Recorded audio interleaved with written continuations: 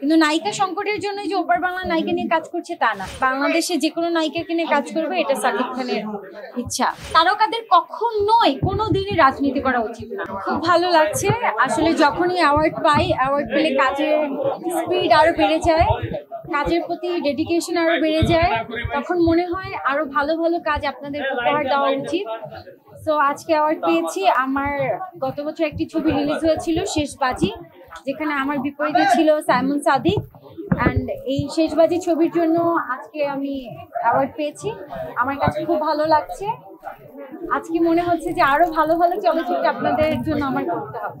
বিয়ের পর আমার রোজার ঈদ গেল, এবার প্রথম কোরবানি ঈদ। অবশ্যই ঈদে স্পেশাল তেমন কোনো কিছুই নেই, সবাই কোরবানি দেয়, আমাদেরও কোরবানি দিতে হবে।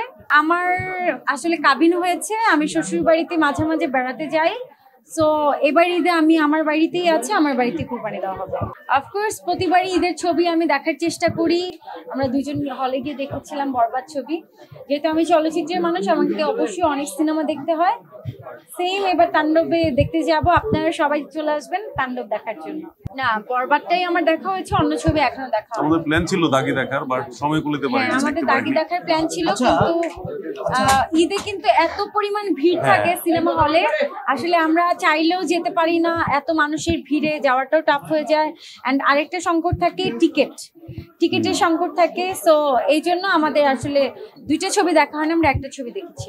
বাংলা চলচ্চিত্রে তো অনেক সুন্দরী সুন্দরী নায়িকারা আছে, আমার কাছে তো মনে হচ্ছে না যে নায়িকা সংকট, কিন্তু সিনেমার সংকট আছে, এটা আমি বুঝতে পারি। ঘুরে ফিরে একই প্রশ্ন, সাকিব খান কেন ওপার বাংলার নায়িকা নিয়ে কাজ করছে, বাংলাদেশে কি নায়িকার সংকট? আসলেই তা না, বাংলাদেশে অনেক সুন্দর সুন্দরী নায়িকা আছে, কিন্তু ডিপেন্ড করে গল্প।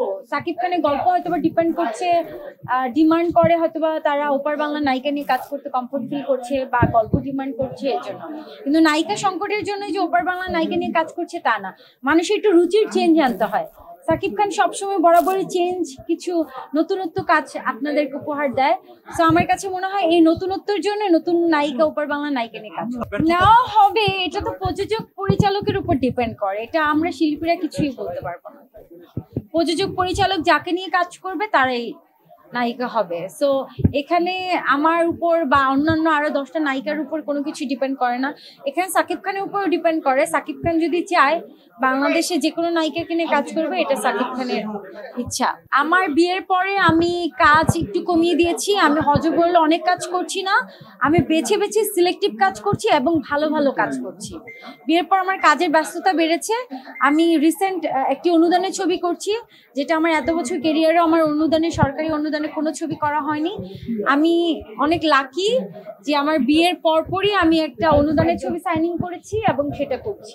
সিনেমা ছাড়া বিভিন্ন ব্র্যান্ড প্রমোশন, বিভিন্ন ব্র্যান্ডের ওনার হিসেবে ব্র্যান্ডের সাথে যুক্ত হওয়া, তারপর অনেকগুলো ব্র্যান্ডের সাথে আমি অলরেডি যুক্ত হয়েছি, অ্যান্ড এগুলোই করা হচ্ছে। টিভিসি করছি অ্যান্ড ওয়েব ফিল্ম করছি, সাথে সাথে সিনেমা আছে। আসলে অন্যান্য নায়িকার কথা আমি বলতে পারবো না, আমি কি নিয়ে ব্যস্ত আমারটা আমিই জানি। সো আমার গত বছরও 2টো ছবি রিলিজ হয়েছে ডিপজল ভাইয়ের সাথে, আপনারা দেখেছেন, আপনারা অনেকেই দেখেছেন। ডিপজল ভাইয়ের সাথে আমার 2টো ছবি রিলিজ হয়েছে, অ্যান্ড সাইমন সাদিকের সাথে আমার একটি ছবি রিলিজ হয়েছে শেষবাজি, অ্যান্ড ইউটিউবে আমার অসংখ্য সিনেমা আছে। সো আমি আমার কথা বলতে পারবো, অন্য কারা কি করছে আমি বলতে পারবো। আপনাদের দুলাভাই পারলে আমাকে সিনেমা ইন্ডাস্ট্রি থেকে দূরে সরাই নিয়ে যায়, ও তো ইম্পসিবল আসবে না, আর আসলে ভালোই হইতো।